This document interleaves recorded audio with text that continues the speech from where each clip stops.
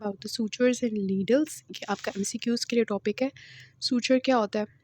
It is a thread जो कि हम क्या यूज़ करते हैं वूंड के एजेस को यूनाइट करने के लिए। अब ये एब्जॉर्बेबल सूचर हो सकता है, नॉन एब्जॉर्बेबल हो सकता है, नेचुरल हो सकता है, सिंथेटिक हो सकता है, मोनोफिलामेंट हो सकता है, पॉलीफिलामेंट हो सकता है। तो हम देखते हैं कि इनका मीनिंग क्या है। First of all is absorbable suture. Sutures मतलब ये एब्जॉर्ब हो जाएंगे किस तरह से कि हमारी बॉडी के जो एंजाइम्स होंगे या हाइड्रोलाइसिस के थ्रू ये एब्जॉर्ब हो जाते हैं। इसमें we have these sutures gut catgut जिसको कहते हैं, विक्राइल, मोनोक्राइल एंड पीडीएस। ये सारे जो है एब्जॉर्बेबल सूचर्स हैं।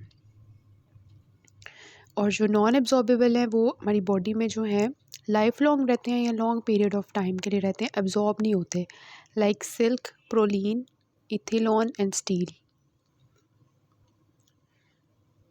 मोनोफिलामेंट क्या होते हैं? जिनकी सिंगल थ्रेड होती है और ये टिश्यू रिएक्शन कम शो करते हैं, लेकिन इनकी पुअर नोटिंग क्वालिटी होती है क्योंकि सिंगल थ्रेड होते हैं ना, तो इतनी अच्छी नोटिंग नहीं होती। इसमें कौन कौन से हैं? गट, मोनोक्राइल, पीडीएस एंड प्रोलीन। ठीक है, ज़्यादा जो है एब्जॉर्बेबल हैं और एक जो है वो है नॉन एब्जॉर्बेबल। उसके बाद ये नेचुरल हो सकते हैं, सिंथेटिक हो सकते हैं। इनको यूज़ क्यों कर रहे हैं? कि एडिक्वेट टेंशन ऑफ वुंड हो,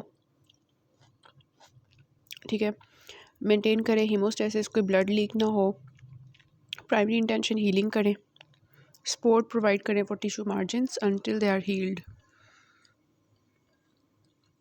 उसके बाद क्या है? एब्जॉर्बेबल सूचर्स में हम इनकी थोड़ी सी देख लेते हैं। सबसे पहले है कैटगट। ये मोनोफिलामेंट होता है।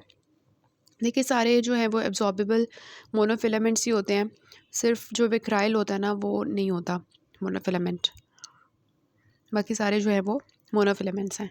तो इट इज़ अ मोनोफिलामेंट जो कि सब म्यूकोज ऑफ इंटेस्टाइन से ड्राइव होता है, एब्जॉर्बेबल होता है। ये जो सब mucosa of intestine of sheep होती है ना, वहाँ से ये बनाते हैं हम इसको। तो तो ये हो गया। अब ये प्लेन गट होता है, सर्जिकल और क्रोमिक गट होता है, दो तरह के होता है, सर्जिकल गट और क्रोमिक गट। अब जो सर्जिकल गट होता है ना वो 7 से 10 दिन के लिए काम करता है और 60 डेज़ मतलब 2 महीने के अंदर अंदर इसकी जो है ना डाइजेशन होती है। इसको इतना ज़्यादा यूज़ नहीं करते क्योंकि ये क्या करता है, पुअर स्ट्रेंथ होती है, हाई टिश्यू रिएक्टिविटी होती है क्योंकि प्रोटेलिटिक एंजाइम डिग्रेडेशन होती है रादर देन हाइड्रोलाइसिस। तो टिश्यू रिएक्टिविटी इसकी बहुत ज़्यादा होती है। जबकि जो क्रोमिक गट होता है ये क्रोमियम सॉल्ट से बनता है और इसकी स्ट्रेंथ जो होती है वो सर्जिकल गट से अच्छी होती है फॉर 28 डेज़। तो इस वजह से म्यूकोजल क्लोयर्स के लिए हम क्रोमिक गट को यूज़ करते हैं। इसका टेबल मैं आपको पहले दिखा देती हूँ। ये टेबल है आपका एमसीक्यूज़ के लिए, एब्जॉर्बेबल सूचर्स और नॉन एब्जॉर्बेबल।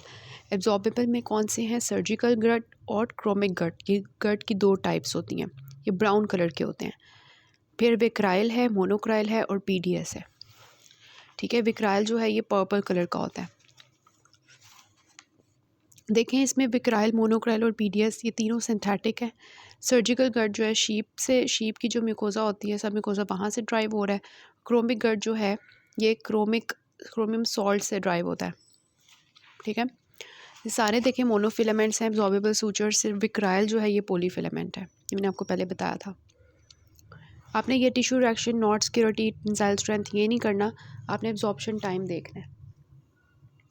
तो एब्जॉर्प्शन टाइम जो है वो सर्जिकल गट का जो है वो प्लेन का जो है वो 10 डेज़ का है और क्रोमियम का 60 डेज़ का है। और जो सर्जिकल गट होता है वो हम इतना यूज़ नहीं करते क्योंकि मैंने बताया कि उसका टिश्यू रिएक्शन बहुत ज़्यादा होता है, उसकी स्ट्रेंथ इतनी अच्छी नहीं होती। लेकिन जो क्रोमिक गट होता है इसको हम सुपरफिशियल वेजल्स को और स्टोमास को लाइगेट करने के लिए यूज़ करते हैं। जो ये दोनों जो है ब्राउन कलर के होते हैं, सर्जिकल गट और क्रोमिक गट। फिर जो विक्राइल होता है ये आपका जो है 90 डेज़ के लिए, मतलब 3 महीने के लिए जो है इसकी एब्जॉर्प्शन होती है 3 महीने बाद जाके, और ये म्यूकोज़ा को सूचर करने के लिए यूज़ होता है। मोनोक्राइल जो है इसका देखें, इसका भी 3 महीने का ही है, तो इसका भी 3 महीने का है। और जो मोनोक्राइल होता है ये सबक्यूटेनियस टिश्यू को और म्यूकोजल सूचरिंग के लिए होता है। फिर जो PDS होता है ये भी, इसका भी 90 डेज़ का होता है एब्जॉर्प्शन टाइम, और ये होता है use intestinal biliary and pancreatic anastomosis के लिए। फिर होते हैं नॉन एब्जॉर्बेबल, बाकी जो 3 रह गए हैं सिल्क, प्रोलीन और स्टील, ये तीनों जो है नॉन एब्जॉर्बेबल हैं, जिसमें सिल्क जो है ये ब्लैक कलर का होता है, प्रोलीन जो है ये ब्लू कलर का होता है, सिल्क जो है ये सिल्क वर्म से बनता है, और सारे देखें मोनोफिलामेंट है, लेकिन सिल्क और विक्राइल ये दोनों जो हैं पॉलीफिलामेंट्स हैं। ठीक है, उसके बाद इसका जो एब्जॉर्प्शन ये नॉन एब्जॉर्बेबल है, लेकिन कहते हैं 2 साल बाद ये जो एब्जॉर्ब हो जाता है, और it is use to fix drains ligature chest tube के लिए। प्रोलीन जो होता है ये इनफाइनाइट होता है, मतलब क्योंकि नॉन एब्जॉर्बेबल है, एब्जॉर्ब नहीं होते तो ये रहते हैं।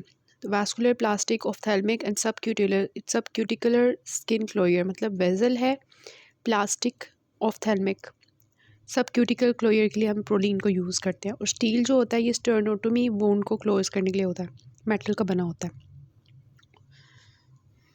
तो विक्राइल जो है ये पोली जिलेटिन इसको कहते हैं, ये पॉलीफिलामेंट होता है, और इसकी एब्जॉर्प्शन 3 महीने बाद होती है। ठीक है, फिर मोनोक्राइल होता है, और मोनोक्राइल जो है इसके बारे में इतना इम्पोर्टेंट नहीं है। PDS है, पॉलीडायोक्सोन ये है, और इसके अलावा आगे देखते हैं।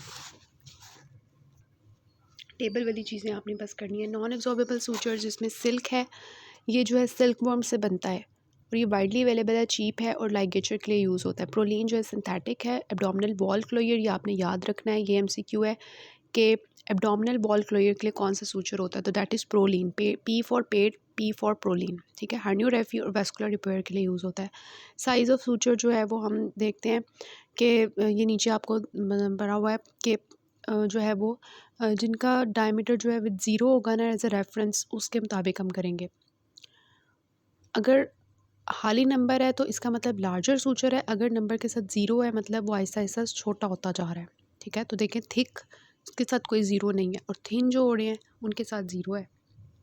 नीडल्स, सूचर्स के बाद नीडल्स आ जाती हैं। ये हम जो है सूचर एक धागा होता है, नीडल जो है ऑब्वियसली धागे के साथ जो नीडल होगी उसको कहेंगे। ये कर्व्ड हो सकती है, स्ट्रेट हो सकती है। इसको नीडल होल्डर के साथ जो है हम पकड़ते हैं नीडल को। कटिंग नीडल्स जो होती हैं ये ट्रायंगुलर होती हैं, और इनको हम टफ़ सरफेसेस के ऊपर लगाते हैं। T for triangular, T for tough surfaces, और कटिंग नीडल्स उनके लिए यूज़ करते हैं। ठीक है, इनकी जो टिप होती है ना वो ट्रायंगुलर होती है, लाइक स्किन फेशिया के लिए। और राउंड बॉडी नीडल्स जो होती हैं इनकी राउंड बॉडी होती है, टेपर्ड होती हैं आगे से। ठीक है, टिप इनकी राउंड बॉडी होती है और नीडल टेपर्ड होती है, और इसको हम जो है डेलिकेट टिश्यूज़ के लिए यूज़ करते हैं, like intestine and blood vessels. This is needle, और ये जो है ये नीडल होल्डर है, और ये नीडल है।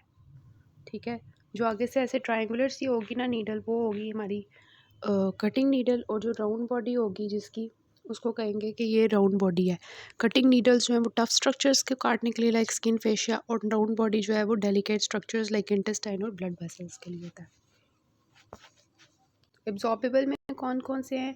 प्लेन एंड क्रॉनिक कैटगट, विक्राइल और मोनोक्राइल। और नॉन एब्जॉर्बेबल में क्या है? सिल्क है, और इसके अलावा प्रोलीन है, और इसके अलावा स्टील है। Sutures and needles important for MCQs। वो जो टेबल है ना वो आपने देख लिया है, बस वही करना है। So this is all about this chapter, sutures and needles.